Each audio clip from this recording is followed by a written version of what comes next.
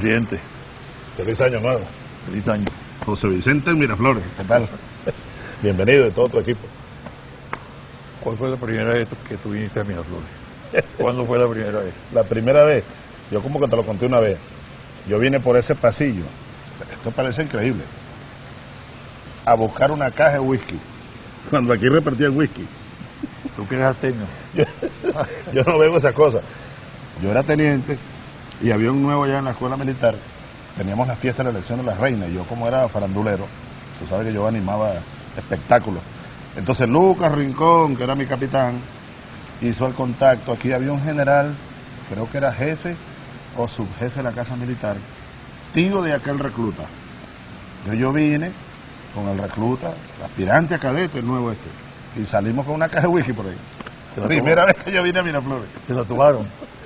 Nos la tomamos, no quedó nada. Tremenda fiesta hicimos. La elección de la reina de los nuevos era como 1980 por ahí. ¿Qué piensas tú en este momento? ¿Que volverías para acá de otra manera? Ya yo tenía como señales precursoras, diría Nietzsche. Señales precursoras. Era el año 80, ya yo andaba conspirando.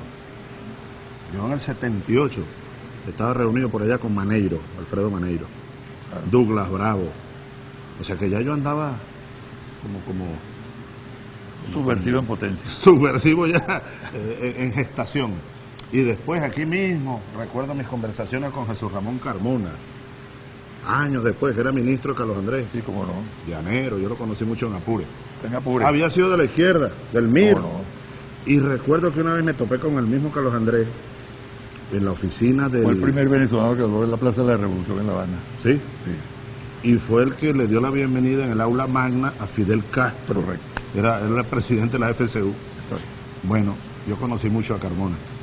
Y una vez me topé con Carlos Andrés una noche, yo estaba haciendo un curso de ciencias políticas y no tenía computadora, me vine aquí a trabajar, pero eran excusas que yo tenía para ir entrando aquí. Estamos hablando ya de 1989, después del Caracazo.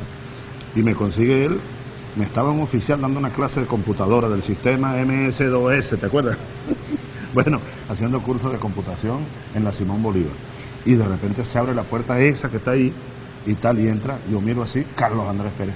Me paró firme, claro, señor presidente. ¿Y quién es usted? El mayor Chávez. Ah, usted es el mayor Chávez. ¿Qué hace aquí? Estudiando computación. Lo felicito, sigue estudiando. ¿Y qué está estudiando? Ciencias políticas. Es bueno que estudien ciencias políticas los oficiales, decía. Nunca se me olvida. Bueno, vamos a trabajar aquí. Vamos, pues. ¿Ah? Salón Simón, ¿dónde voy yo? ¿Vienes preparado? Voy a la izquierda, ¿no? Sí, siempre. A la izquierda. Preparado. ¿Cómo está Televen, chico? Bueno, primero en sintonía. ¿Te acuerdas la primera entrevista que hicimos allá en Televen? Sí, cómo no. Fue el 26 de marzo. Me rompieron el liqui y todo. ¿Ah? Las dos primeras. ¿Tú te acuerdas de eso? Las dos primeras no pudieron salir al aire. Las prohibieron. Cuando había democracia aquí, libertad de expresión, un tribunal militar prohibió que transmitieran. Y me abrieron un juicio militar a mí por eso. ¿Te abrieron juicio también? Cómo no, también. Imagínate tú. Qué libertad de expresión aquella. Saludos. Mira. Y Anita está allá en el puesto comando. El timón. El timón. Vamos a arrancar. Tú llegaste a 80 años ya, ¿no? Largos. 80 y más, mira cómo está. Felicitaciones. Feliz año nuevo. Vamos a arrancar ubicando esta conversación en el ámbito o en el espacio de dos aniversarios. 4 de febrero y 2 de febrero. ¿No? Golpe de Estado y tu ascenso a la presidencia de la República después de las elecciones del 98. ¿Qué significa eso? ¿Qué significan esas dos fechas? Vamos a concatenarlas, porque para mí tienen una conexión. Claro, sin duda. Sí, el 2 de febrero de 1999 es consecuencia directa del 4 de febrero. Aun cuando yo soy de los que cree firmemente que el 4 de febrero fue un acontecimiento legitimado incluso antes de ocurrir. Me explico. Aquí venía una tormenta cuajándose.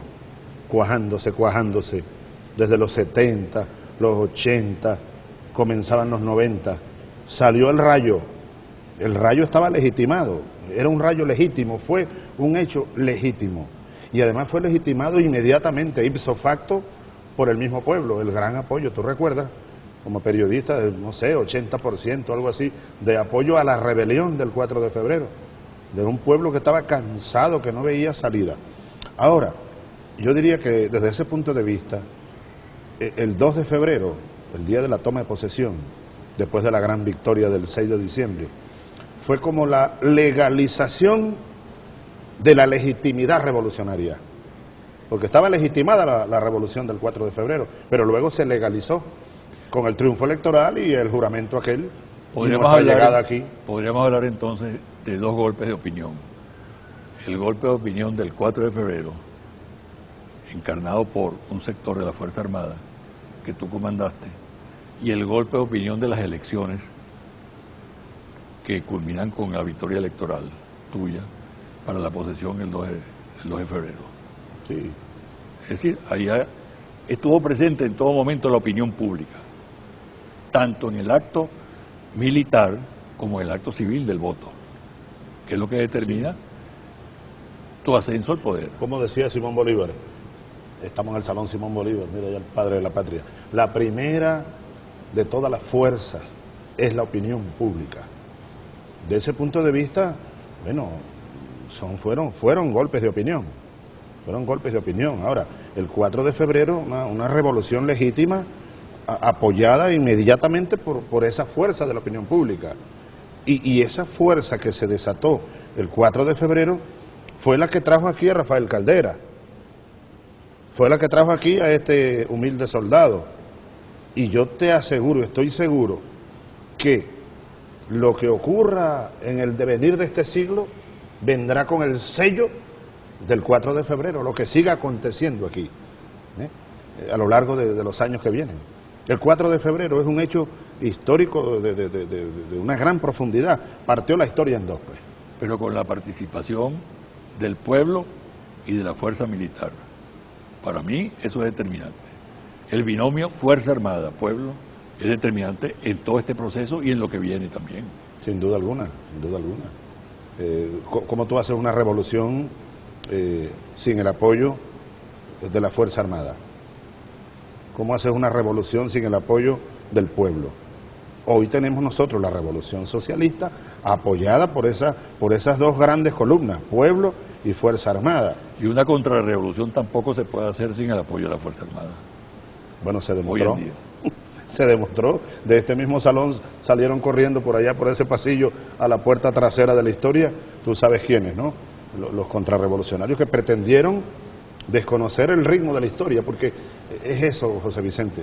Tú me preguntas, 4 de febrero, 2 de febrero, son como dos puntos de una línea, claro, que se ha convertido en un proyecto nacional de desarrollo. Yo estaba recordando que nosotros el 4 de febrero traíamos ya lo que llamábamos el libro azul. Era un folleto muy modesto, pero ahí estaba ya planteado las líneas gruesas de lo que hoy es ya, ahora sí, 20 años después, el Proyecto Nacional Simón Bolívar. Ahora, había que pasar por la Asamblea Constituyente, y esto es importante también decirlo. Nosotros el 4 de febrero no traíamos ningún plan de instalar en Venezuela una dictadura. En contrario, era llamar a una asamblea constituyente. Vino el fracaso militar, vino el por ahora, bueno, 7 años después, ¿no? Del 92 al 99, ese 2 de febrero yo firmé el decreto llamando a referéndum para la asamblea constituyente. Es decir, el por ahora vino a continuar, el proceso del 4 de febrero continuó, su rumbo que quedó trunco el 2 de febrero. Y aquí vamos, este es el rumbo del 4 de febrero, lo que venimos siguiendo. Fíjate, hay un aspecto interesante que vale la pena contrastar. 18 de octubre de 1945, un golpe contra el gobierno democrático del general Medina Angarita, de sectores de la Fuerza Armada, con un partido, para entonces popular, Acción Democrática.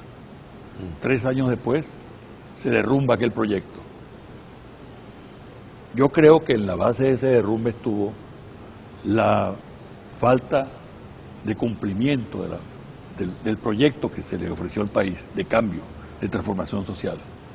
Y eso devino, posteriormente, en una dictadura militar, que fue la dictadura de Marco Pérez Jiménez. A ti te acusan de dictador, pero resulta que tú has ejecutado un proyecto revolucionario, que es lo que distingue y lo que le ha dado estabilidad a este proceso el proceso que se inicia el 18 de octubre y que fracasa estrepitosamente después del 24 de noviembre del año 48. Esa observación, contrastar el hecho revolucionario del 18 de octubre con el 4 de febrero y el proyecto posterior, creo que es interesante para la comprensión de la gente. Sí, yo creo, fíjate, 18 de octubre 1945. Correcto. Yo creo que eso fue un aborto lo que hubo ahí, y no hubo ninguna revolución de octubre, fue un aborto. Pero porque se le llamó revolución y las consignas eran revolucionarias aparentemente, reparto sí, de la tierra, etcétera. Pero ¿no? recordemos que Venezuela venía saliendo de la larga noche gomecista, de la larga dictadura, férrea dictadura de Juan Vicente Gómez. Ahora, el proceso, sobre todo, no digamos tanto con el general López Contreras, pero con Medina Angarita. Medina Angarita comenzó una apertura democrática. ¿Quién lo puede negar? Ahí están las evidencias históricas. Y por eso digo, fue abortado ese proceso hacia la democracia por un golpe de Estado ahistórico, antihistórico, un aborto, pues. Ahora, el 4 de febrero es totalmente contrario. Aquí Venezuela venía en una degeneración indetenible de la llamada democracia punto fijista hacia una dictadura, incluso ya con colmillos, porque poco se ha hablado de esto. Nosotros en verdad, a mí me llaman tirano, dictador, soy un antidictador. Había un grupo de generalotes y un grupo de la oligarquía venezolana que tenía casi que listo el golpe de Estado, bueno, por esos años, 91, 90, 91, sobre todo después del Caracazo. ¿Tú no recuerdas el gran papel protagónico que jugó, entre otros, el general Aliegro?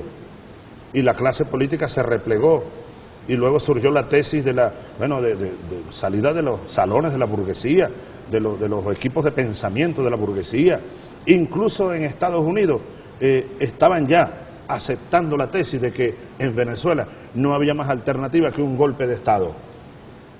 Nosotros produjimos, entre otras cosas, el aborto de ese golpe de Estado, pero fue el parto revolucionario el 4 de febrero, muy distinto, totalmente contrario al aborto del 18 de octubre. Esto sí fue una revolución, la de febrero, la del 4 de febrero, y lo estamos demostrando en estos 20 años. Y lo seguiremos demostrando en los próximos 20, y en los próximos 40, y en los próximos 80. Una verdadera revolución, pero la última del siglo XX.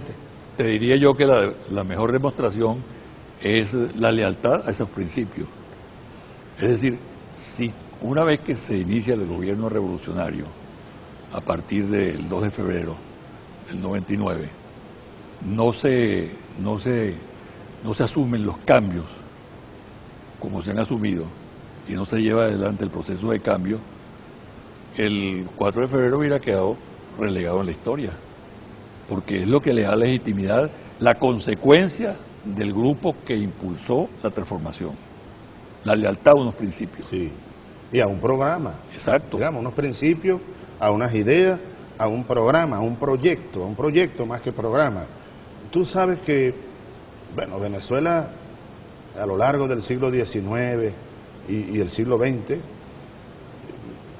se acostumbró, la historia venezolana se acostumbró a presenciar la llegada primero a la Casa Amarilla y luego a este palacio, a esta casa, de hombres, partidos o movimientos que prometieron muchas cosas, pero luego aquí fueron incapaces de hacer el más mínimo cambio. Bueno, y eso vino arrastrándose desde los tiempos del mismísimo José Antonio Páez, José María Vargas, luego los Monagas, luego los compañeros de Zamora, de la Guerra Federal, casi todos llegaron a presidente. Joaquín Crespo, Ignacio Andrade, Juan Crisóstomo Falcón, Antonio Guzmán Blanco, no fueron capaces de impulsar ningún proceso revolucionario, ningún cambio verdadero, no fueron consecuentes con las promesas, en algunos casos revolucionarias, como el caso de Guzmán Blanco o de Joaquín Crespo, y el siglo XX ni se diga, bueno, terminando con Betancourt y todas aquellas propuestas de acción democrática, de COPEI, todo eso fue un gran fiasco. Nosotros no podíamos llegar aquí a convertirnos en un fraude más. Contra viento y contra marea teníamos que venir a cumplir con un compromiso y con un proyecto, y eso fue lo que desató el golpe de Estado. Eso es lo que yo quería puntualizar del contigo. 11 de abril. Exacto, lo que yo quería puntualizar contigo, y lo que quiero que puntualicemos al terminar este espacio, a la vuelta, ¿no?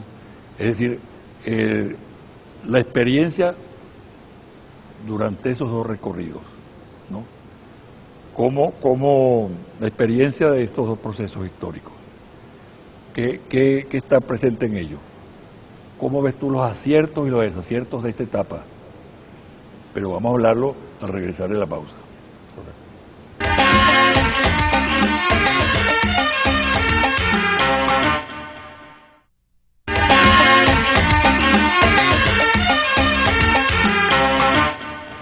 Entremos directamente a la etapa que se inicia con el 2 de febrero del 99. El gobierno revolucionario instaurado ya, funcionando. ¿Cuáles fueron los aciertos iniciales y los desaciertos iniciales también? En una perspectiva histórica que ya tú estás en capacidad de considerar. Acierto. Yo creo que el llamado constituyente. Sí, no, el primer gran acierto es eso. Fue haber sido capaces nosotros de mantener una línea. Lo que decíamos hace un rato, ser consecuentes con un proyecto, coherentes, con una promesa coherente y consecuente, pues. Porque yo recuerdo aquel paréntesis entre diciembre, 6 de diciembre y 2 de febrero, en la Viñeta, y llegaba mucha gente, porque a mí se me acabó la libertad el mismo día que ganamos las elecciones, rumpa la Viñeta, y allá llegó mucha gente a hacer propuestas. El primero que llegó, uno de los primeros, en la mañana del día siguiente fue el embajador Yankee, con la visa y una carta de Mr. Clinton, invitándome a la Casa Blanca, y después llegó gente casi toda de la pequeña o de la gran burguesía, ¿ve? Ahora, de los altos mandos militares, ¿ve? Ahora, recuerdo algunas personas que llegaban a decir, la constituyente, sí, pero el Congreso la puede convocar para que usted para que usted se preserve, y lleva hasta decretos redactados.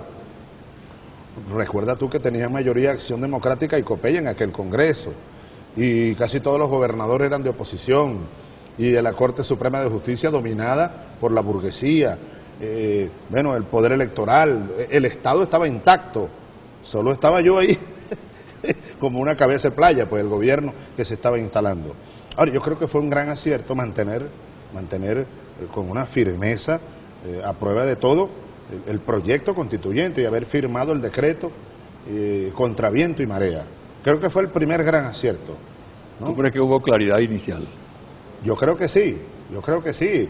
Alguien pudiera decir, que hubo una primera etapa donde no se aplicó a fondo la revolución, es cierto, pero es que si la hubiéramos tratado de aplicar a fondo, quizá hubiéramos abortado el proceso, porque se trata de la viabilidad. Recuerdo ahora mismo al profesor Sanz, a los profesores Sanz, Calcaño, de Barbieri, y la tesis de la viabilidad de los proyectos, ¿no? Es decir, era viable desde el punto de vista político iniciar el gobierno ya con un proyecto profundamente revolucionario. Había viabilidad política, ¿cómo?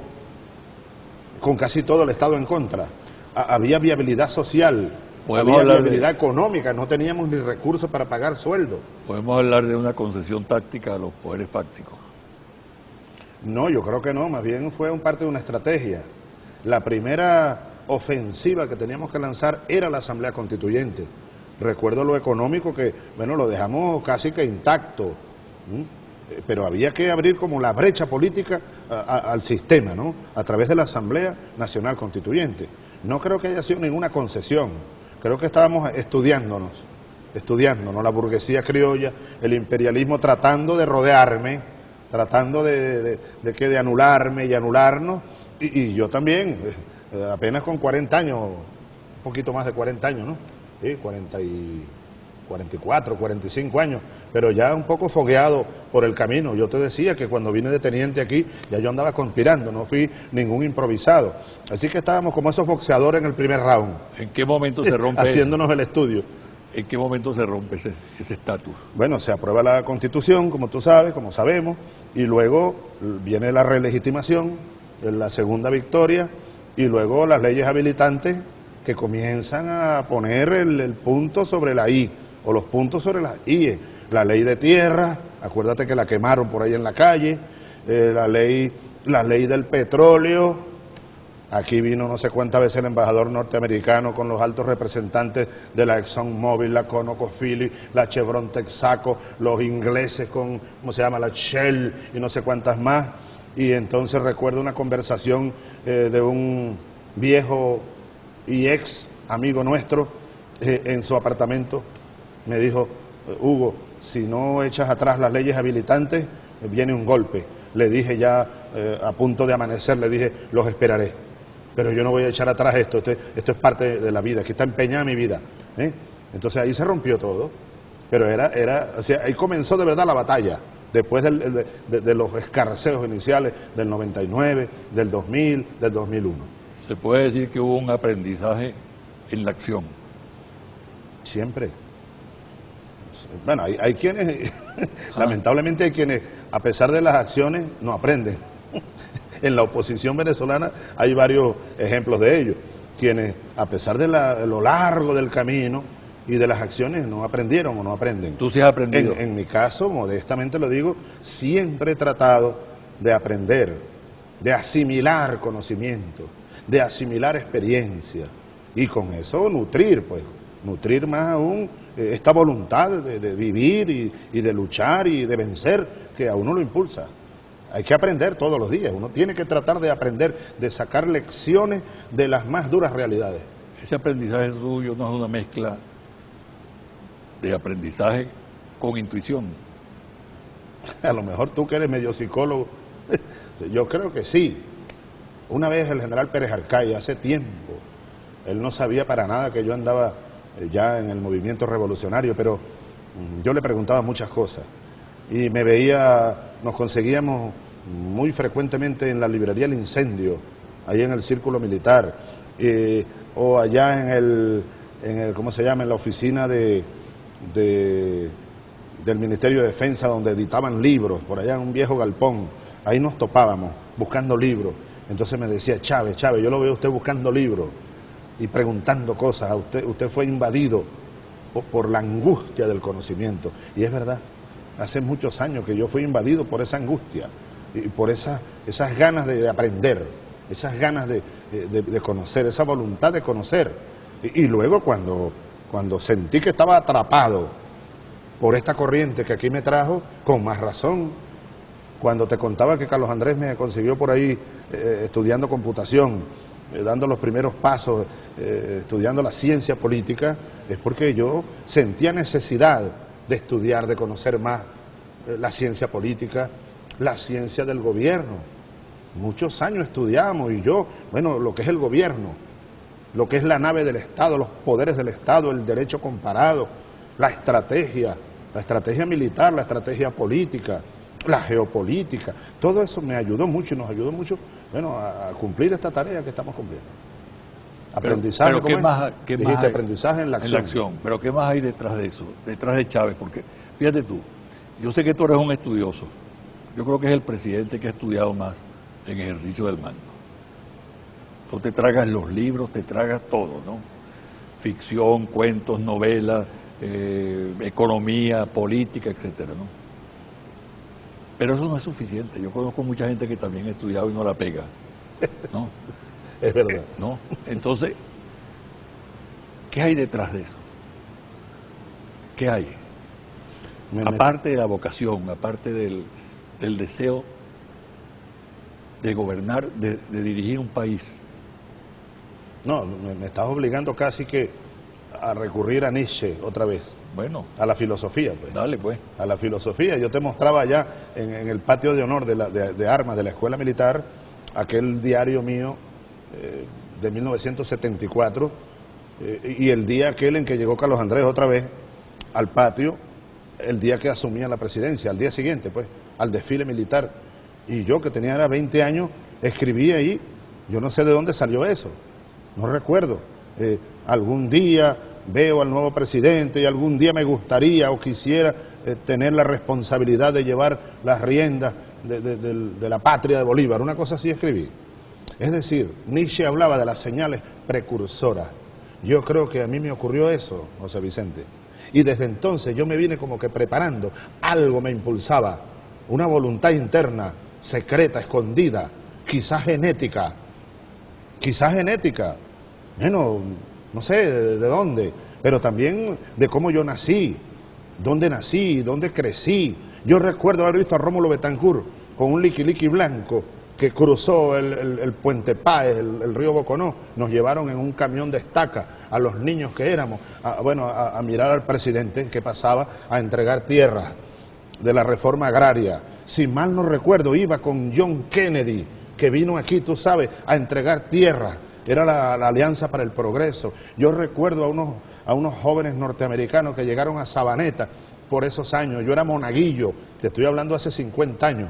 Y nos enseñaban a algunas palabras de inglés y repartían avena Quaker. Era la Alianza para el Progreso. Pero también recuerdo en los montes de San Hipólito, por el Caño de Raya, que había unos señores que los llamaban los guerrilleros. Ve dónde uno nació y dónde fue creciendo. Y después vine para la escuela militar. Y a ti te vi candidato presidencial cuando Pepe era aspirante a cadete en 1973. Hay mucho de magia en todo eso, ¿tú no crees? No sé. Yo soy el que pregunto aquí. Hay como magia en todo eso. Hay como una magia. Pérez Arcay dice que una mano invisible fue colocando fichas en un tablero. Pero bueno, sí, hay cosas más allá, a veces incluso de lo racional. La intuición, por ejemplo, a veces es irracional. ¿Cuál crees tú a veces tú hueles algo. ¿Cuál crees tú que es la percepción que tienen tus enemigos de ti? Mis enemigos de ti, bueno, no sé, yo creo que depende de... Yo creo que algunos de ellos me han subestimado y creo que me siguen subestimando y se siguen autoengañando. ¿Ve? Algunos siguen diciendo que yo me estoy muriendo, que el cáncer me llegó a los huesos, que me queda un año de vida cuando más. Otros dicen que estoy fuera de la realidad. Bueno, sigan creyendo. Ya por lo menos matriculaste para este año, ¿no? Ya por lo menos para este año. Y matriculé bien, al galope. Está repotenciado. Me dijo Putin, oye, Chávez, ¿cómo tú aguantas 10 horas en un mensaje a la nación? Le digo, no fueron 10, 9 horas y media. En fin, yo creo que ellos, entre otras cosas, tú sabes que todo el mundo se pregunta, nos subestiman. Esa pregunta de Putin se la hace todo el mundo aquí. Ajá, ¿cuál? Porque, ¿cómo aguanta uno? ¿Cómo aguanta una persona 10 horas ahí? Tú aguantarías también a 12, 14. José Vicente, oye, no sé, es como, quizá como cuando uno tiene una gran responsabilidad, ¿no? Tiene un desafío muy grande. Alguien dijo, bueno, si un perro bravo me persigue, soy capaz de saltar 8 metros de una cerca de 8 metros. Y bueno, no sé. Son fuerzas que uno tiene por dentro y acumuladas, y en el momento requerido por una situación se manifiestan. Yo no sé, porque yo no planifiqué durar 10 horas en la asamblea, no, todo lo contrario. Mira, trabajé desde diciembre con Elías y los equipos. Les dije, mira, vamos a hacer una exposición de 2 horas con unos gráficos y los gráficos estaban todos ahí, pero no, yo llego allí y empiezo y yo veo el panorama y el pueblo en la calle, todo aquello va entrando aquí, ¿no? En mis códigos, y después me expreso como lo que soy, pues.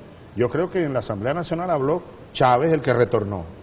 Chávez, no 2 horas, sino lo que tenía que hablar. lo que tenía que hablar. A lo mejor ese Chávez de adentro está respondiendo con 10 horas sin habérselo propuesto a los que dicen que se está muriendo, para demostrarles la verdad. Y yo he podido pasar ahí 5 horas más. ¿Tú no crees que uno de los problemas que tú has tenido, que ha tenido tu gobierno, es que no ha contado con una oposición democrática? Es un problema del país, José Vicente. Tú que eres político ya de larga data sabes lo que es importante tener, bueno, fuerzas políticas leales con el país. Fíjate, yo lo dije allí y lo vuelvo a repetir, y si tú me lo preguntas, si yo pierdo las elecciones el 7 de octubre, sería el primero en reconocerlo y entregaría el gobierno y llamaría a mis seguidores civiles, militares, desde los más moderados hasta los más radicales, a obedecer el mandato de un pueblo, y es lo que nos toca, pues. Ahora, porque tampoco sería el fin del mundo para nosotros. Una revolución, tú me preguntabas una vez, no se juega en un día, se juega todos los días. Ahora, pero fíjate, de los precandidatos de la oposición, desde que yo lancé en la Asamblea Nacional ese como desafío, ninguno responde, ninguno se compromete a reconocer. Yo sigo diciéndolo aquí por Televen, los candidatos de la oposición, díganlo, nada más esto, que reconocerán los resultados electorales o el resultado del 7 de octubre, que será emitido al país y al mundo por quien tiene que emitirlo, el Consejo Nacional Electoral, no es el Departamento de Estado, ni es el otro, ni es la otra. Díganlo, porque el país necesita saber si hay lealtad en los sectores políticos. Ahora, es un gran problema que tenemos nosotros. Fíjate allí en la Asamblea, a mí se me ocurrió de repente, porque yo los vi con ganas de hablar algunos. Eso tampoco estaba en el formato. Una cosa insólita.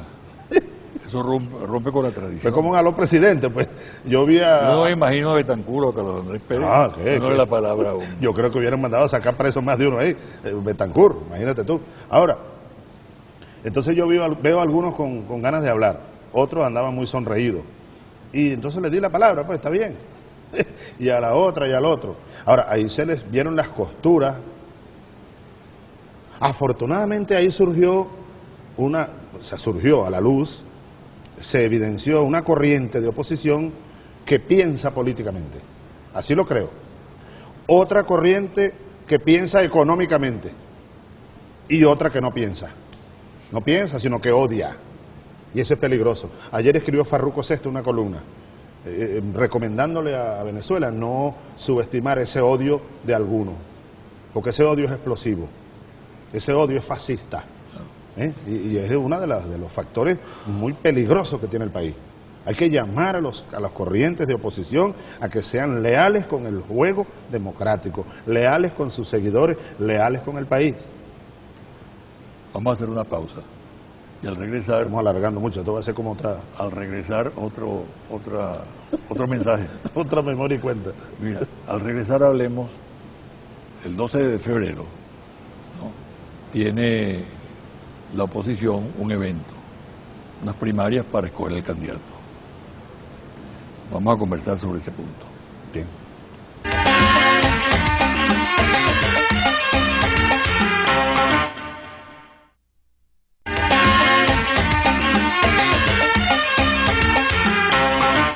Presidente, la oposición va a escoger un candidato el próximo 12 de febrero. A lo mejor no se dan las primarias, se habla de un consenso, pero en todo caso van a escoger un candidato, por consenso o a través de las primarias. ¿Qué significación tiene eso para ti? Yo creo que, en primer lugar, creo que ya lo escogieron, sea cual sea el que gane las primarias o el llamado consenso. Digo por qué, porque es que todos son iguales. Para mí, desde mi punto de vista, todos representan lo mismo. Es decir, son el candidato o la candidata, el que sea, de la burguesía más rancia, más radical, y el candidato del imperio yanqui, de que ya está escogido el candidato. Por eso yo decía, oye, ¿cómo lamenté que se retirara Eduardo Fernández. Van a decir que es mi candidato. Pero un político de larga trayectoria, verdadero político, de estos, ¿cuántos son? 6 precandidatos. Yo creo que ninguno calza los más mínimos requisitos para ser un candidato a la presidencia de la República de la Venezuela de hoy. De la Venezuela de hoy. Creo que ninguno. Así que ya lo escogieron. Ahora, creo que todos representan, como decía Nietzsche, o otra vez Nietzsche, un fantasma recorre Europa, por allá por cerca de 1900 ya, el nihilismo. Ellos son la nada, el nihilismo. Nosotros somos, bueno, la patria. Eso es el contraste. Cualquiera de ellos nos va a permitir acentuar el contraste entre la antipatria y la patria, entre la nada y el futuro de la patria, el futuro de Venezuela, el desarrollo del país. Una vez que ellos seleccionan el candidato, prácticamente, de hecho, comienza el proceso electoral. Eso es evidente. Ahora, una campaña electoral debe conjugar proyecto de país, programa, voluntad de trabajo y también política de alianzas. Me interesa preguntarte sobre la política de alianzas. ¿Cómo la consigues tú para estas elecciones? Démonos cuenta que hoy la política de alianzas nuestra es muy distinta a la de 1998. Tú recuerdas aquel llamado polo patriótico, ¿no? Hoy la revolución ha venido decantando los grupos, las corrientes, los partidos que verdaderamente apoyan el cambio revolucionario. Entonces, para nosotros hoy no es nada complicado el tema de las alianzas. Ahí está el llamado que se me ocurrió hacer al gran polo patriótico. Más de 30.000 organizaciones, desde las minúsculas hasta corrientes mucho más grandes de corte nacional, se registraron, y eso es un movimiento que está ahí, está en marcha. Y por otra parte, los partidos políticos. Sí creo, en este momento te lo voy a decir, es primera vez que lo voy a decir, he estado pensándolo en estos días.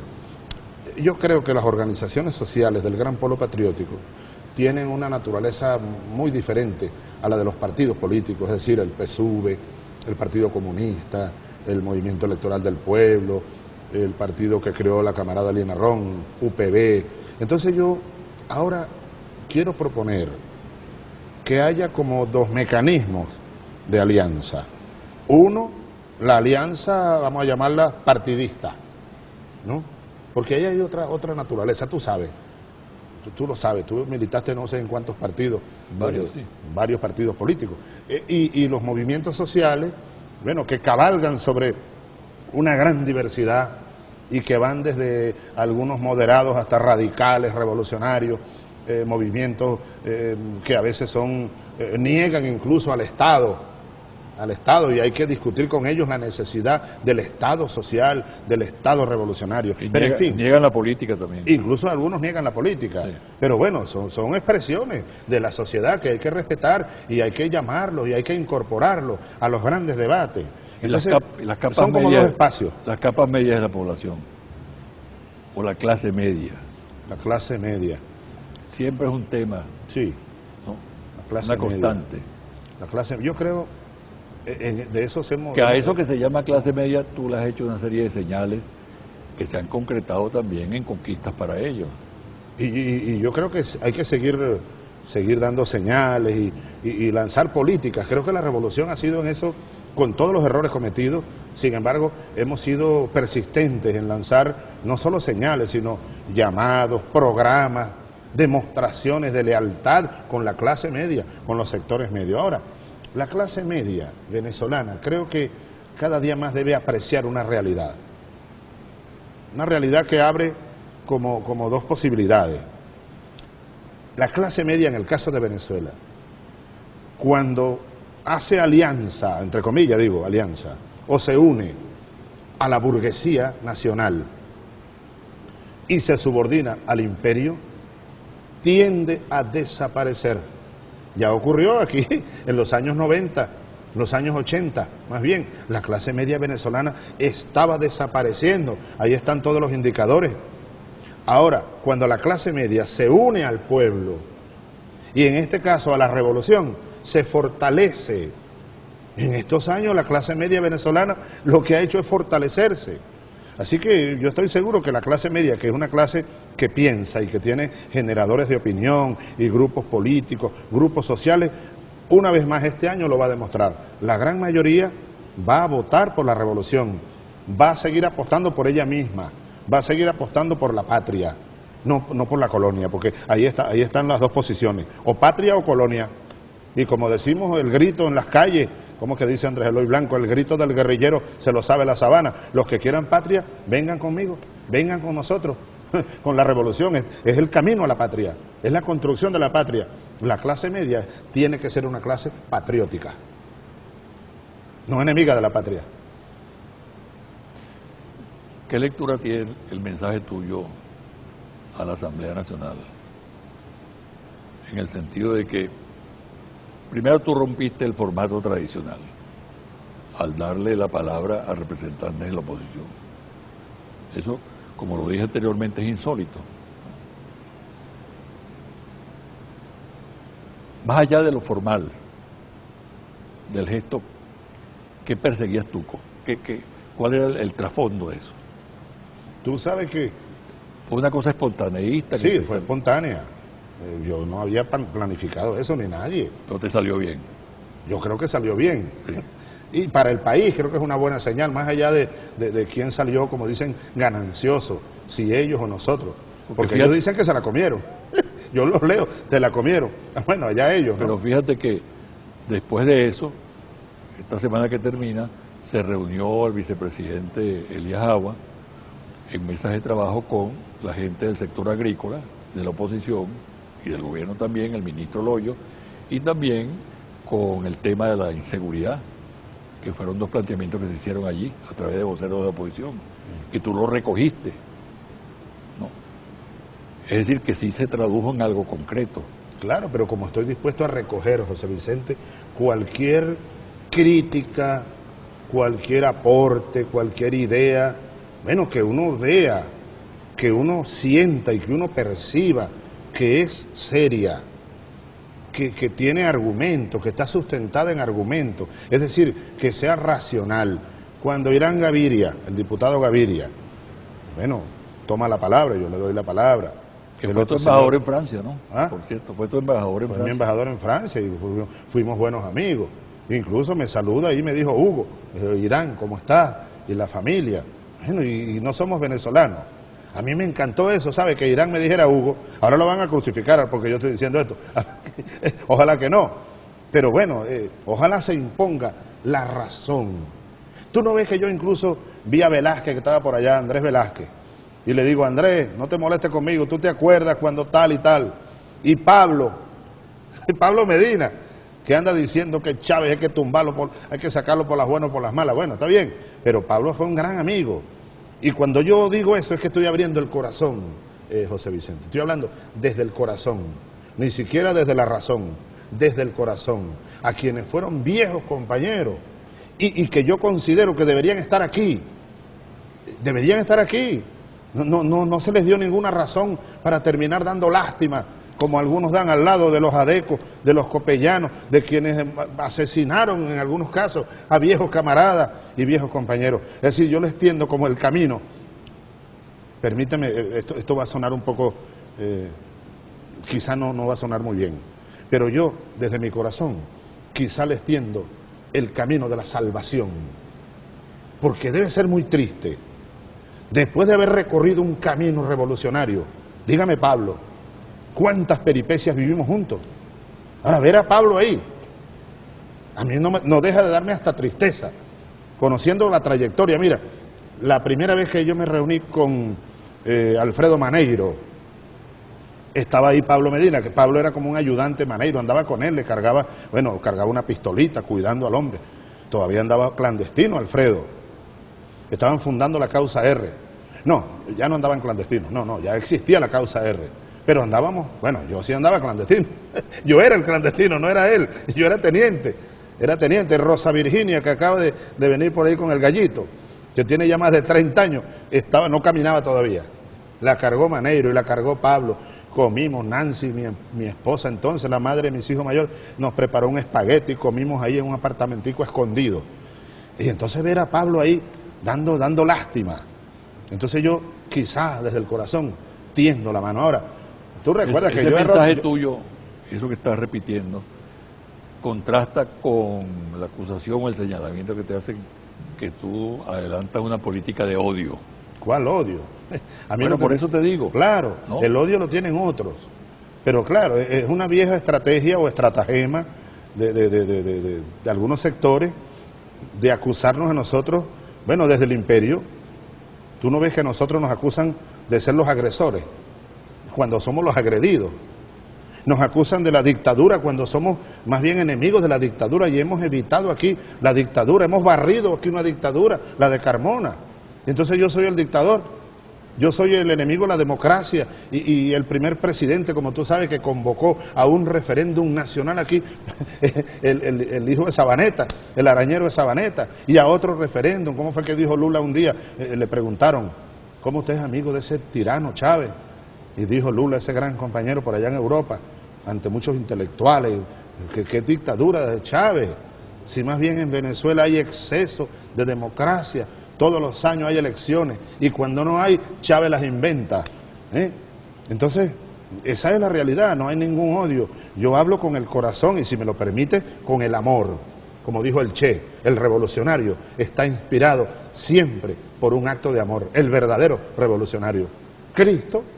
Uno por amor es capaz de morir, por amor uno está aquí, por amor a la vida, por amor ahora que yo he vuelto a las calles, ahora que he vuelto a los campos, ando más lleno de amor, José Vicente, y ahora amo más a la vida, y amo más a este pueblo, y amo más el compromiso que he asumido con este colectivo. Vamos a hacer una pausa y al regresar, ya al final del programa, vamos a hablar sobre lo nuevo que tú le ofreces al país. Lo nuevo. ¿Hay algo nuevo? Yo Tiene que haber.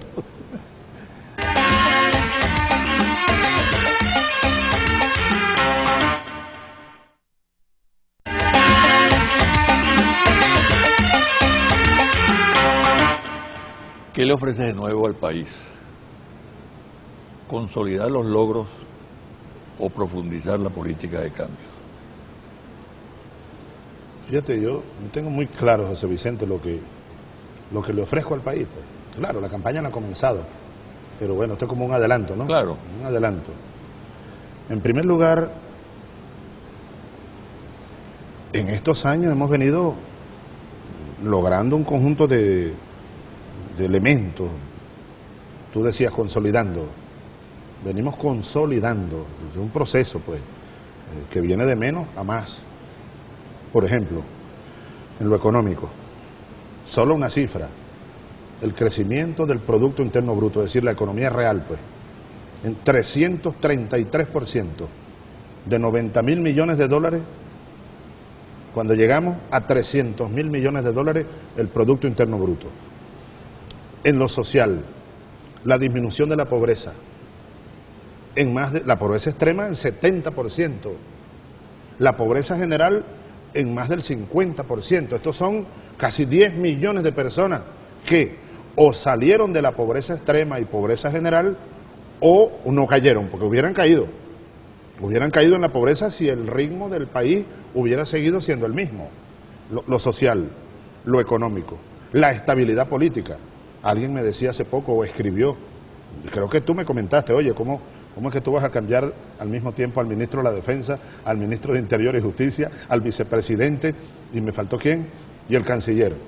¿Qué gobierno hace eso? A menos que tenga una crisis. Y aquí no, aquí hay estabilidad. ¿A qué presidente le da cáncer y está fuera del país y dura por allá no sé cuánto tiempo y vuelve y se vuelve a ir y el país sigue su ritmo, sigue su marcha? ¿Qué ofrezco yo? Continuar la estabilidad, fortalecer la estabilidad del país para continuar el proceso del desarrollo económico, del desarrollo social de Venezuela a través de la revolución democrática. ¿Qué ofrezco yo? Más revolución, más democracia, más socialismo, afincarnos por el rumbo que llevamos. ¿Qué ofrece la oposición? La nada, la destrucción de lo que hemos logrado y el caos. Eso tiene que entenderlo el país, hasta los más furibundos antichavistas deberían entenderlo. ¿Les interesa que yo siga aquí? Hasta a la derecha venezolana les interesa. A Televen, por ejemplo, le interesa que yo siga aquí. A los productores nacionales, los empresarios grandes, medianos del sector privado, les interesa que Chávez siga aquí. Algunos no se quieren dar cuenta, pero es así, es la realidad. Tú ves los candidatos, tú ves ¿qué ofrecen? Eso, la desestabilización del país. Cualquiera de ellos que llegara aquí, en menos de lo que canta el gallo, el país temblaría. Por eso no van a llegar. Venezuela va a seguir por el mismo rumbo. Estabilidad, primero, fíjate, ecuación, termino, independencia.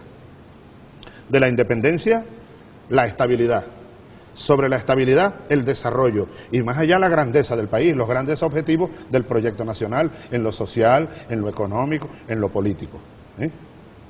Yo tengo muy claro cuál es el rumbo que vamos a continuar, sí. Vamos a seguir.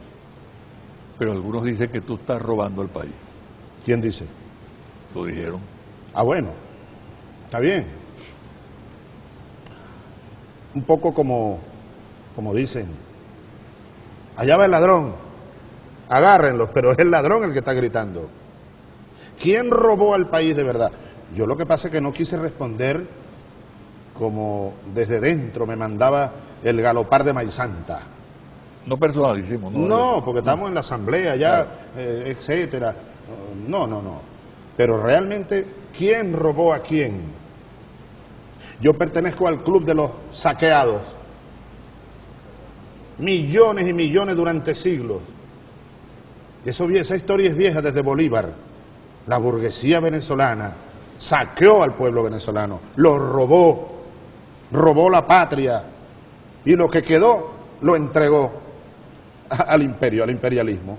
Nosotros hemos llegado aquí a restituir en el marco. Yo creo que la burguesía venezolana debería agradecerlo, pero ellos no agradecen nada, que hemos llegado a reordenar el país, a reordenar la propiedad de las cosas, a democratizar la propiedad en paz, respetando sus derechos, respetando incluso las riquezas que acumularon como producto del gran saqueo histórico.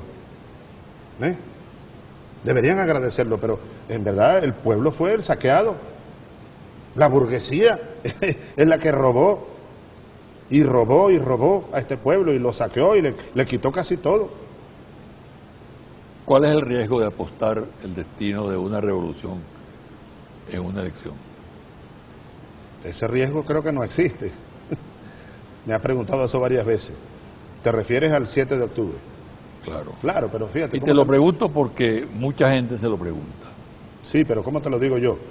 Las elecciones son algo, inevitable. Es inherente al proceso. Inherente al carácter democrático, participativo de este proceso revolucionario. Nosotros siempre nos hemos negado a tomar otra vía, pues, que elimine los procesos electorales. Más bien los hemos, propiciado.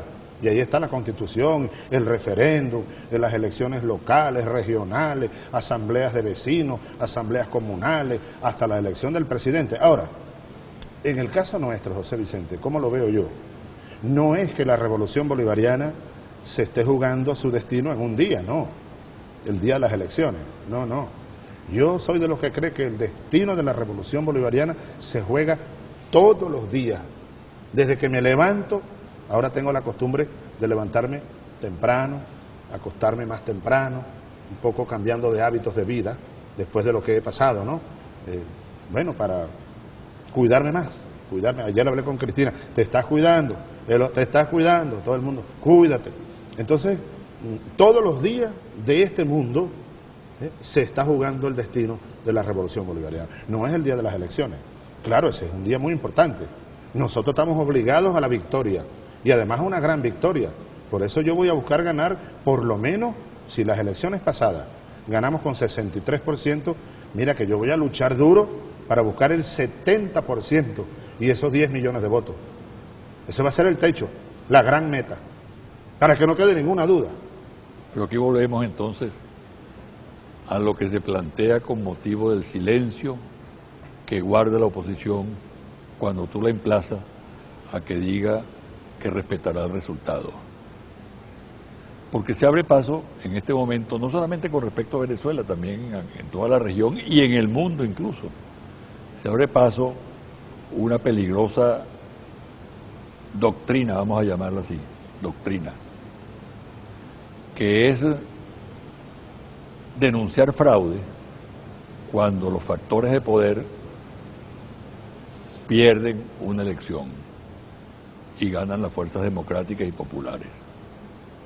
Eso tiene el aval de los Estados Unidos, incluso el gobierno norteamericano tuvo la avilantez de decir que hubo fraude en las elecciones en Rusia.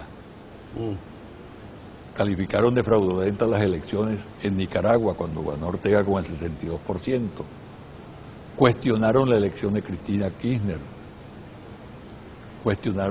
Estuvieron a punto de cuestionar la elección de Humala en el Perú también, salvo el apoyo a última hora de Vargas Llosa, etcétera, que impidió que los que estaban en contra de Humala profundizaran su campaña. Pero el diario El Comercio de Lima fue brutal en el ataque a Humala. Y aquí pues hay ese silencio, ¿no? Que consiste realmente en disfrazar la derrota con la acusación de fraude. Eso está planteado aquí. Hay señales evidentes.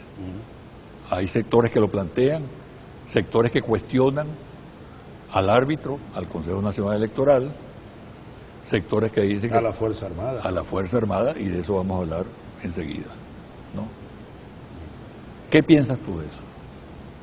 ¿Cuál sería la respuesta tuya si aquí la reacción a una victoria tuya, y allí nada significa el volumen? Desde luego que si es muy importante les cuesta más, pero si la diferencia es más o menos pequeña, eso abonaría el terreno para lanzar la aventura, pues. No tengo duda de que tu razonamiento tiene un gran fundamento. Yo mismo lo he dicho. Aquí hay sectores jugando a la doctrina Obama, pues. Porque Obama lo dijo, después del caso Libia, él dijo que ese es un método, bueno, que sería aplicable en el futuro para el cambio de régimen en aquellos estados fallidos, o qué sé yo, terroristas, forajidos, etcétera. Así que la amenaza está lanzada al mundo entero. Ahora, ¿cómo estará el imperio yanqui enloquecido que se atrevieron incluso a calificar de fraude las elecciones legislativas en Rusia? Y ahora hay elecciones de presidente, para presidente en Rusia también, y en China también pronto, con cada quien con sus métodos, pues, con su soberanía. Aquí hay sectores jugando a la doctrina Obama. Yo, responsablemente ante el país, bueno, los iré señalando. Y además, si tuviéramos pruebas en su momento, los denunciaríamos, pues, porque tenemos el país serio. Y ahí tengo que hacer un llamado incluso a sectores de la oposición que pudieran no comulgar con esta doctrina, a que lo piensen bien y a que entre todos neutralicemos a los medios de comunicación serios, sean de la oposición o no, etcétera, porque ¿a quién le va a convenir que vengan a bombardear a Caracas, por ejemplo? Oye, Dios nos libre, compadre, Dios nos libre, a bombardear Caracas, a bombardear Valencia, Maracaibo, a bombardear los campos petroleros, a acabar con el país. Algunos sectores de oposición, repito, están jugando a eso, pero nosotros vamos a neutralizarlo, estoy seguro. Si se les ocurriera desconocer nuestro triunfo, mira, yo estaba recordando en la asamblea y quiero recordarlo de nuevo, el papel que jugó alguien que fue muy amigo tuyo y mío también, menos mío que tuyo, Teodoro. ¿Tú recuerdas la noche que le ganamos a Rosales? Había tensión, había gente diciendo, no, que no reconozcan el triunfo. Y salió Teodoro Pecó y dijo ante el país, como jefe de campaña creo que era, dijo, bueno, reconocemos la victoria del gobierno del presidente Chávez. Y eso bajó la tensión. Claro. Bueno, no, estoy seguro que no faltará en la oposición gente que como Teodoro piense racionalmente, políticamente, el día 7 de octubre, cuando, y esto es lo más probable y la más grande de las probabilidades, bueno, nosotros terminamos el año con más de 60% de aprobación, y eso lo dicen encuestas incluso que no son gobierneras, algunas mediciones internacionales, y la oposición muy por allá, muy por debajo, y toda dividida, nosotros bien unidos, y nosotros con un proyecto, con un liderazgo, y eso va, esa brecha que terminó siendo el 2011 como cerca de 20 puntos, yo estoy seguro que se va a ampliar, y nosotros vamos a ganar esas elecciones, y a la oposición no le queda otro recurso que reconocer el triunfo de la revolución. Ahora, aquellos que no lo hicieran, si se fueran por el camino de la conspiración, del desconocimiento al triunfo o al mandato popular, la búsqueda de corrientes golpistas y fascistas, yo creo que terminarían de suicidarse. La oposición política venezolana terminaría de suicidarse y prácticamente de desaparecer. Y por otra parte, ya yo no soy el Chávez del 2011. No, ya yo no soy el Chávez aquel del 13 de abril, 14 de abril. En la casona recibí a casi todos los que me mandaron a matar. Y luego, bueno, tú dirigiste una mesa de diálogo durante meses. No, nosotros actuaríamos en consecuencia y bueno, a tono, bueno, con lo que pretendan hacer los enemigos de la patria, los enemigos de la paz. No les permitiríamos desestabilizar a Venezuela. Y además Venezuela hoy forma parte de un conglomerado de países, la UNASUR, la CELAC. Venezuela hoy es reconocida por grandes potencias del mundo, como China, como Rusia, países europeos, países africanos, países árabes.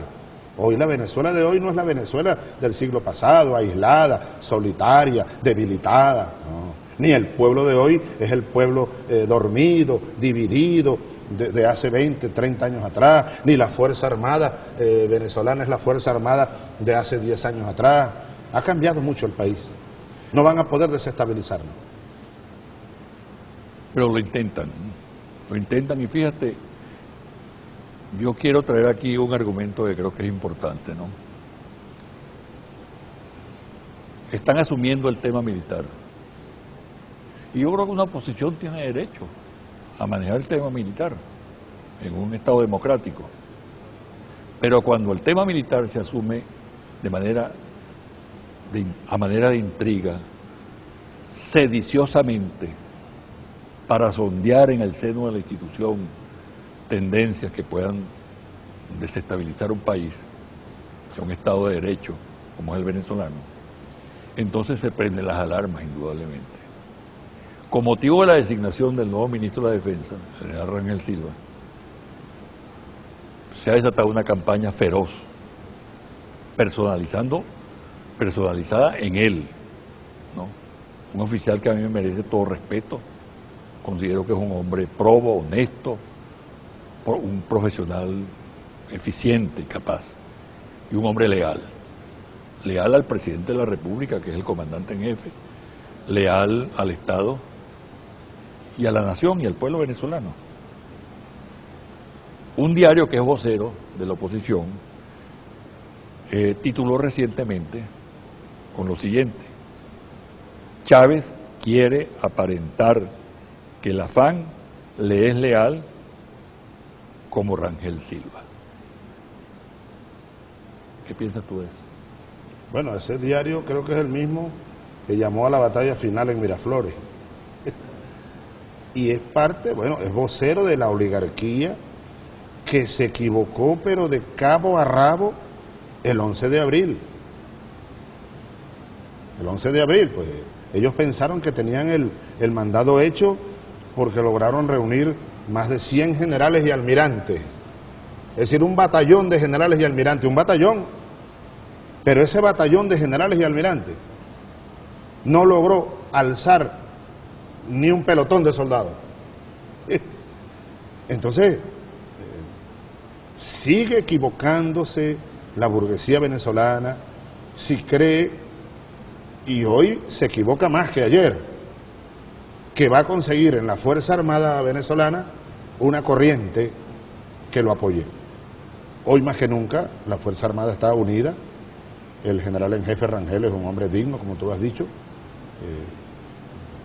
un excelente comandante de tropa de toda su vida, y hay una Fuerza Armada hoy, desde los altos mandos hasta esos cadetes nuevos, estos soldados, los reclutas, los que entraron, que son los hijos del pueblo, muy claros acerca de cuál es su rol, cuál es su papel en esta historia, pues. Pero bueno, la oligarquía tendrá, ojalá que no se equivoquen, porque les va a pasar, si se equivocan, otra vez la planadora de la historia por encima. Sería un suicidio, en verdad, si ellos se lanzan por el camino de buscar un golpe de Estado, desestabilizar al país, que si las guarimbas, que si los paramilitares, que si el llamado a una invasión. Nada de eso va a ocurrir en Venezuela. Nosotros vamos a ganar las elecciones, estoy seguro, por amplio margen, y cualquier intento de desestabilizarnos va a fracasar. ¿Tú estás consciente de que hay una vinculación entre esa actitud que se está adelantando respecto a la Fuerza Armada y que se centra en este momento en la designación del nuevo ministro de la Defensa y la política norteamericana? Fíjate que un vocero del Departamento de Estado declaró el jueves de esta semana que termina, declaró que había mucha preocupación en los Estados Unidos, en el gobierno americano, por la designación de Rangel Silva como ministro de la Defensa. Claro, es que la burguesía aquí, o eso es una demostración más, de que la burguesía criolla, la venezolana, no es sino vocera de la política, de la estrategia, de los intereses, del imperialismo norteamericano. Eso queda una vez más demostrado, pues, sin duda alguna. Bueno, al general Rangel, así como a mí. Pero es que en Estados Unidos, tú recuerdas, a mí no me daban la visa, me tenían excluido. ¿Por qué? Bueno, por terrorista, por golpista y no sé cuántas cosas más. Lo mismo a Evo Morales. A Correa lo señalan también, y ahora que vino Ahmadinejad nos amenazan a los países que recibimos al presidente de Irán. Y la burguesía criolla lo que hace es aplaudir. Bueno, no aplauden también la expulsión, un atropello al derecho internacional, un atropello a la ética de nuestra ex cónsul en Miami. Ahora como nosotros cerramos administrativamente el consulado por amenazas contra el personal, ahora me acusan a mí de que es un plan para sabotear las elecciones primarias, que es un atropello contra los venezolanos que viven en Miami. ¿Tú te das cuenta? Ahora resulta que somos nosotros los atropelladores, cuando somos los atropellados, pues, por el imperio.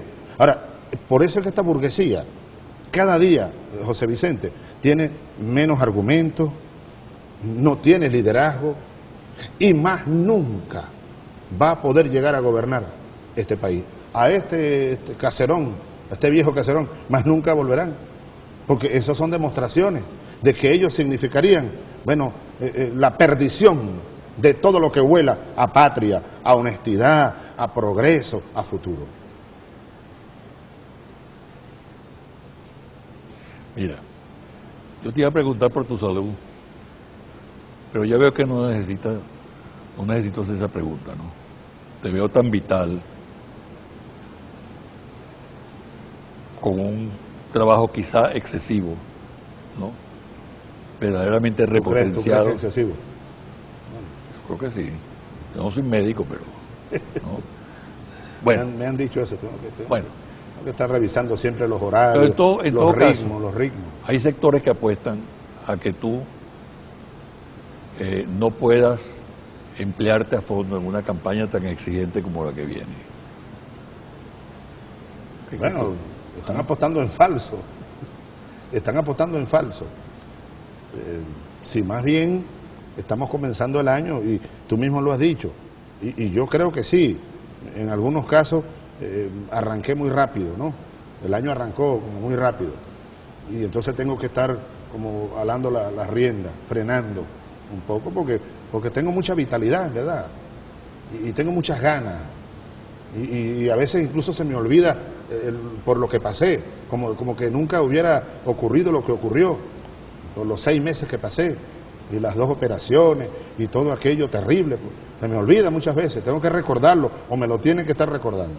Pero yo me siento bien, gracias a Dios, y cada día me siento mejor, gracias a Dios, gracias a la Virgen, a los santos, a los espíritus de la sabana. Y espero que siga siendo así. Tú estuviste el 2 de enero, estuviste en Sabaneta, visitado tu pueblo, tus amigos, recorriendo las calles. Yo no sé, yo tuve la impresión de algo mágico allí, ¿no? Algo macondiano, ¿no? ¿Qué sentiste tú en ese contacto de nuevo con tu gente, las vivencias de tu infancia? ¿Qué sintió Hugo Chávez, A veces, hoy presidente de la República, líder nacional, internacional, bueno, rememorando ese pasado del arañero, el monaguillo. monaguillo? Tú sabes que yo, en verdad, verdadita, y esto me ocurre casi que a diario, pues yo no me siento ese presidente investido de no sé qué cosa, o no, como dijo Fidel un día, somos tipos que andamos por ahí. Yo soy un tipo que anda por ahí, pues. Un subversivo en Miraflores, dijiste tú una vez, ¿no? Ahora, un luchador, etcétera. Ahora, cuando llego a Sabaneta, desde la curva de Santa Rita, hay una curva ahí donde pasa el caño Flor Amarillo, donde yo iba en bicicleta a buscar yuca y topocho cuando era niño. Ese pueblo de Santa Rita, de Barinas, casi todos ahí son Chávez. Ahí el caudillo era José Antonio Chávez. Mi abuelo Andrés Chávez murió de 114 años. 114 años murió. Y tenía su conuco y su mujer, Andrés Chávez. Lo que le espero a los antichavistas, ¿no? Ajá. Hermano de Rosa Inés Chávez, hija de la negra Inés, que dicen que era hija de un africano, el africano de Sabaneta. Fíjate. Y luego la curva de Santa Rita, curva cerrada, y luego la recta que va directo a la entrada ya, muy cerca del Caño de Raya por este lado, más allá el río Masparro, y de este lado la Madre Vieja del Boconó. Y ahí están enclavadas mi amada Sabaneta, el Camoruco, la calle Real, la calle Bayón, y el Torbellino, y vi por allá una vieja novia, y por allá los más viejos amigos que yo pueda recordar. Laurencio Pérez, que tiene 70 años ya, tiene 24 hijos. Puro realismo mágico. No, sí, sí, un torbellino que me absorbe. ¿Y qué presidente voy a ser yo ahí? Ahí soy Huguito. Y llegar al sitio donde nacimos y donde vamos a construir, estamos construyendo un preescolar muy pedido cada vez que yo voy, un preescolar. Y luego la iglesia, la Plaza Bolívar, la policía donde estuve preso una noche de niño por violar el toque de queda, no sé qué era, el toque de queda, prohibían a los niños salir, y yo salí una noche a vender arañas y cosas, y pum, me llevan detenido, pues. Otra vez me llevan detenido porque andaba en bicicleta en la plaza, era prohibido andar en bicicleta en la plaza, y pum, me llevan preso. Mi papá me tenía que ir a buscar. Yo era buena conducta, no, yo no creas que yo era un niño mala conducta, solo que bueno, vendía arañas de noche, pues, a las 8 de la noche, o en bicicleta y me subí a la Plaza Bolívar. Llegar a la iglesia donde fui monaguillo hace 50 años y mirar la esquina donde yo sé que vivía la negra Inés, la hija del africano, donde nació mi padre, allá había un semeruco, y ver a Pancho Bastida, y ver al compadre Aldana, y a mi tía Edilia, a mi tío Marcos Chávez, viejo romulero, ahora chavista, por supuesto, y mi padre, y mi madre, y mis tías, y no sé cuántos primos y parientes. ¿Ve? Puro realismo mágico. 50 años, decía, Dios mío, hace 50 años aquí yo era el monaguillo, tocaba las campanas, la misma campana que está ahí. Aunque la iglesia ya es moderna, no es aquella vieja iglesia de techo de palma y paredes de tabla, no era como de tabla, y piso de tierra, no. El monaguillo de hace 50 años el arañero, el que vendía araña, el que tiraba cohete ahí. Y luego, ¿qué? El cadete nuevo, que yo nunca dejé de ir a Sabaneta en vacaciones, José Vicente. Y recuerdo cuando llegué de recluta, hace 40 años a Sabaneta, en diciembre de 1971. Y luego, hace 30 años, la marcha de la vieja, de la mamá vieja. Y luego, hace 20 años, yo fui a Sabaneta, el 2 de enero de 1992. Fuimos a un funeral de la abuela, que cumplía 10 años de haberse marchado. Ahora volviste el 2 de enero también. Pero el mismo 2 de enero, el día que ella murió. Pero al mismo tiempo, ese 2 de enero de hace 20 años, yo sabía, ya venía la rebelión, estábamos en los últimos días, pues. Yo fui al Camoruco, fue la oración del Camoruco, con mi entonces esposa y mis 3 niños. Y caminé con mi padre y estuve a punto de decirle a papá, va a pasar algo. Pero la disciplina revolucionaria me dijo, no le digas a tu padre, pero le miré los ojos, el negro Hugo Chávez y mi madre, y caminé y jugué chapita con Chicho Romero, era como una despedida, y salí por la tarde por el Camoruco. Bueno, todas esas imágenes llegaron como una magia, 50 años pudiéramos decir, cuando tú hablas del realismo mágico, ¿no? Bueno, a uno le llega siempre García Márquez, ¿no? El campeón del realismo mágico. Bueno, en vez de 100 años de soledad, uno pudiera decir 50 años en mi caso de magiedad, permíteme esa palabra. Es una magia. Por último, una primicia. ¿Qué primicia me das tú? Bueno, pero fíjate, no tengo primicia ahorita. Teresita, ayúdame, ¿qué primicia hay por ahí? Tú has colocado en el Héctor tapete. Navarro ayer, que dije que es el ministro de Energía. Ya eso es hecho cumplido, ¿no? Casi primicia, pues. Sí. Y el general Rangel Silva ha hecho cumplido también. Pero tú has puesto a pensar a la gente, a conjeturar, a hacer miles de especulaciones, porque Maduro va como candidato a gobernador de Carabobo, Tarek va como candidato a gobernador del Táchira, y Elías va como candidato a gobernador de Miranda. Es decir, los 3 cargos más importantes después de la presidencia de la República: canciller, ministro del Interior y vicepresidente de la República, ¿no? Entonces empiezan a barajarse nombres. Hasta tú has salido por ahí. Yo no me metas hasta en tú estás en la lista. No me metas yo leí por ahí sí. Que José Vicente está sonando. No Esa es guerra sucia, ¿no? Guerra sucia. Dime algo, Lo que te puedo decir es que no te puedo dar nombres porque no tengo ninguna decisión tomada. Pero dame pistas. Bueno, pues. Una pista de baile. Mira, déjame reflexionar sobre ese punto que es muy importante. Claro, no me lo analices, pues, ¿no? Muy importante, claro, el ministro de Defensa, ministro de Interior, vicepresidente, canciller. Ahora, claro. Nuevo gobierno.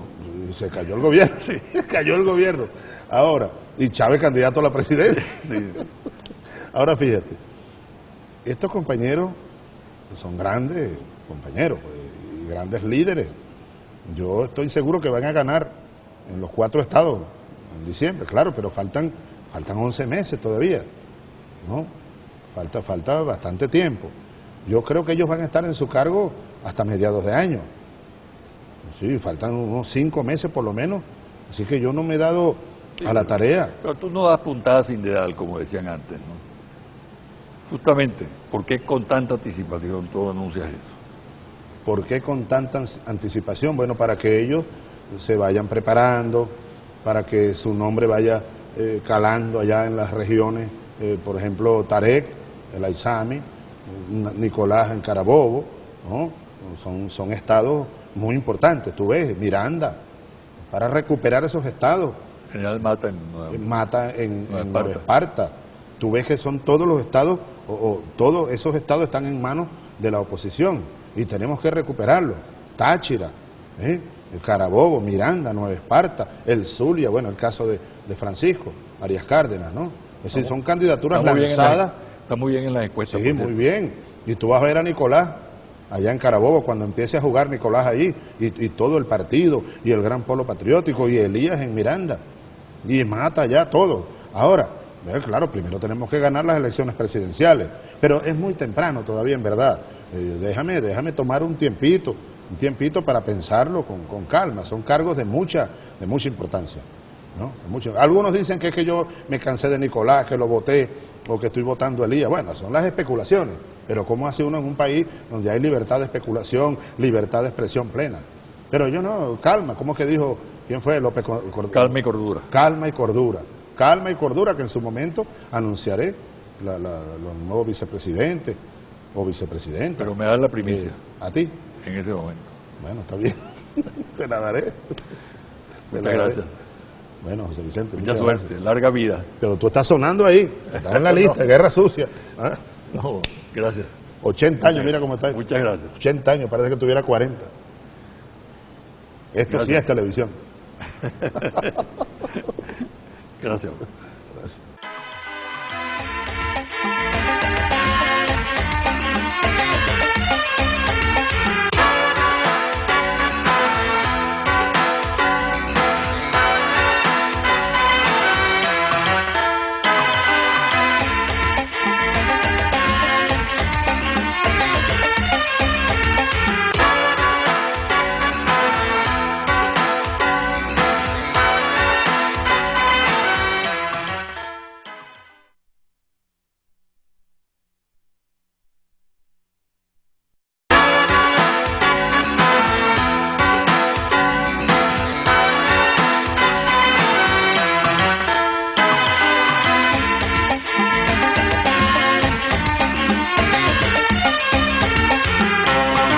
Presidente. Feliz año nuevo. Feliz año. José Vicente Miraflores, ¿qué tal? Bienvenido de todo tu equipo. ¿Cuál fue la primera vez que tú viniste a Miraflores? ¿Cuándo fue la primera vez? La primera vez, yo como que te lo conté una vez. Yo vine por ese pasillo, esto parece increíble, a buscar una caja de whisky, cuando aquí repartían whisky. ¿Tú que eres arteño? Yo no bebo esas cosas. Yo era teniente y había un nuevo allá en la escuela militar. Teníamos la fiesta de la elección de las reinas y yo, como era farandulero, tú sabes que yo animaba espectáculos. Entonces Lucas Rincón, que era mi capitán, hizo el contacto. Aquí había un general, creo que era jefe o subjefe de la casa militar, tío de aquel recluta.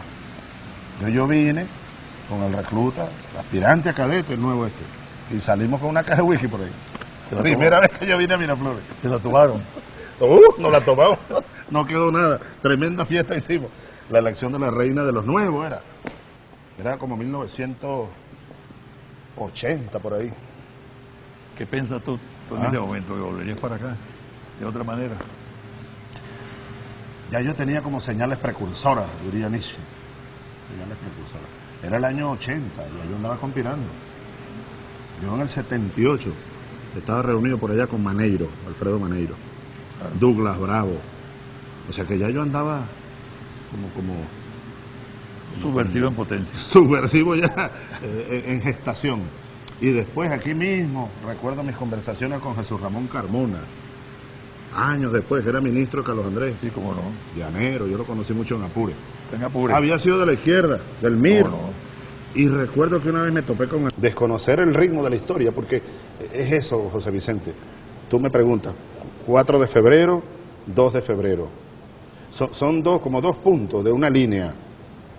De una línea claro, que se ha convertido en un proyecto nacional de desarrollo. Yo estaba recordando que nosotros el 4 de febrero traíamos ya lo que llamábamos el libro azul. Era un folleto muy modesto, pero ahí estaba ya planteado las líneas gruesas de lo que hoy es ya, ahora sí, 20 años después, el proyecto nacional Simón Bolívar. Ahora, había que pasar por la Asamblea Constituyente, y esto es importante también decirlo. Nosotros el 4 de febrero no traíamos ningún plan de instalar en Venezuela una dictadura. En contrario, era llamar a una Asamblea Constituyente. Vino el fracaso militar, vino el por ahora. Bueno, 7 años después, ¿no? Del 92 al 99, ese 2 de febrero, yo firmé el decreto llamando a referéndum para la Asamblea Constituyente. Es decir, el por ahora vino a continuar. El proceso del 4 de febrero continuó su rumbo, que quedó trunco el 2 de febrero. Y aquí vamos, este es el rumbo del 4 de febrero, lo que venimos siguiendo. Fíjate, hay un aspecto interesante que vale la pena contrastar. 18 de octubre de 1945, un golpe contra el gobierno democrático del general Medina Angarita, de sectores de la Fuerza Armada, con un partido, para entonces popular, Acción Democrática. 3 años después, se derrumba aquel proyecto. Yo creo que en la base de ese derrumbe estuvo la falta de cumplimiento del proyecto que se le ofreció al país, de cambio, de transformación social. Y eso devino, posteriormente, en una dictadura militar, que fue la dictadura de Marco Pérez Jiménez. A ti te acusan de dictador, pero resulta que tú has ejecutado un proyecto de 2 aniversarios, 4 de febrero y 2 de febrero. ¿No? Golpe de Estado y tu ascenso a la presidencia de la República después de las elecciones del 98. ¿Qué significa eso? ¿Qué significan esas 2 fechas? Vamos a concatenarlas, porque para mí tienen una conexión. Claro, sin duda. Sí, el 2 de febrero de 1999 es consecuencia directa del 4 de febrero. Aun cuando yo soy de los que cree firmemente que el 4 de febrero fue un acontecimiento legitimado incluso antes de ocurrir. Me explico, aquí venía una tormenta cuajándose, desde los 70, los 80, comenzaban los 90, salió el rayo estaba legitimado, era un rayo legítimo, fue un hecho legítimo, y además fue legitimado inmediatamente, ipso facto, por el mismo pueblo, el gran apoyo, tú recuerdas, como periodista, no sé, 80%, algo así, de apoyo a la rebelión del 4 de febrero, de un pueblo que estaba cansado, que no veía salida. Ahora, yo diría que desde ese punto de vista, el 2 de febrero, el día de la toma de posesión, después de la gran victoria del 6 de diciembre, fue como la legalización de la legitimidad revolucionaria. Porque estaba legitimada la revolución del 4 de febrero, pero luego se legalizó con el triunfo electoral y el juramento aquel, y nuestra llegada aquí. Podríamos hablar entonces de 2 golpes de opinión. El golpe de opinión del 4 de febrero, encarnado por un sector de la Fuerza Armada que tú comandaste, y el golpe de opinión de las elecciones. El mismo Carlos Andrés, en la oficina del... Fue el primer venezolano que habló en la Plaza de la Revolución en La Habana. ¿Sí? Sí. Y fue el que le dio la bienvenida en el aula magna a Fidel Castro. Correcto. Era el presidente de la FCU. Bueno, yo conocí mucho a Carmona. Y una vez me topé con Carlos Andrés una noche, yo estaba haciendo un curso de ciencias políticas. Y no tenía computadora, me vine aquí a trabajar, pero eran excusas que yo tenía para ir entrando aquí. Estamos hablando ya de 1989, después del Caracazo. Y me consigue él, me estaba un oficial dando una clase de computadora del sistema MS2S, ¿te acuerdas? Bueno, haciendo cursos de computación en la Simón Bolívar. Y de repente se abre la puerta esa que está ahí y tal, y entra, yo miro así, Carlos Andrés Pérez. Me paró firme, claro, señor presidente.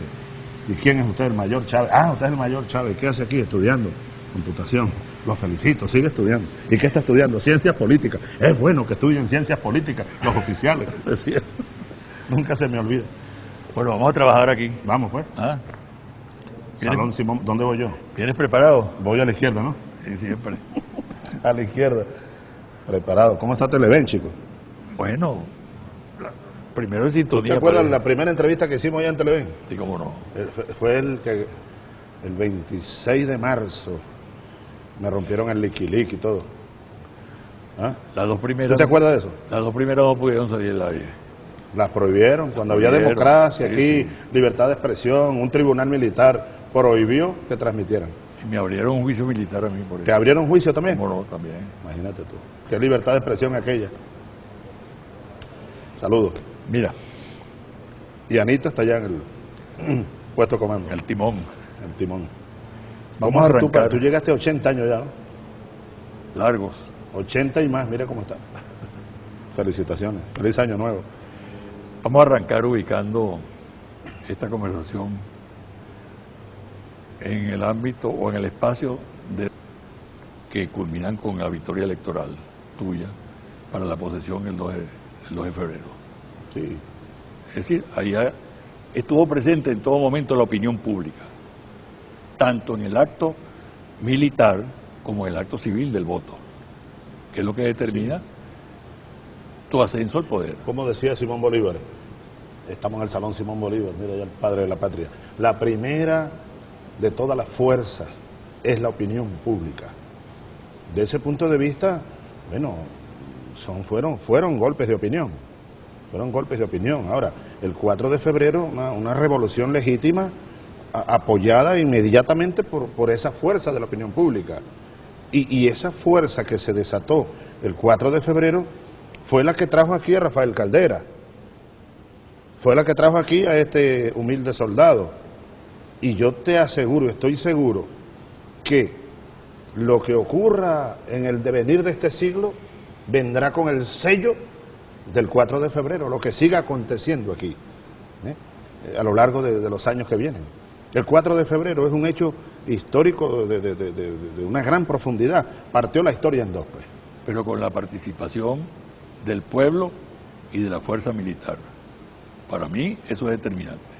El binomio Fuerza Armada, pueblo, es determinante en todo este proceso y en lo que viene también. Sin duda alguna, sin duda alguna. ¿Cómo tú haces una revolución sin el apoyo de la Fuerza Armada? ¿Cómo haces una revolución sin el apoyo del pueblo? Hoy tenemos nosotros la revolución socialista apoyada por esas dos grandes columnas, pueblo y Fuerza Armada. Y una contrarrevolución tampoco se puede hacer sin el apoyo de la Fuerza Armada. Bueno, se demostró. Se demostró, de este mismo salón salieron corriendo por allá, por ese pasillo, a la puerta trasera de la historia, tú sabes quiénes, ¿no? Los contrarrevolucionarios que pretendieron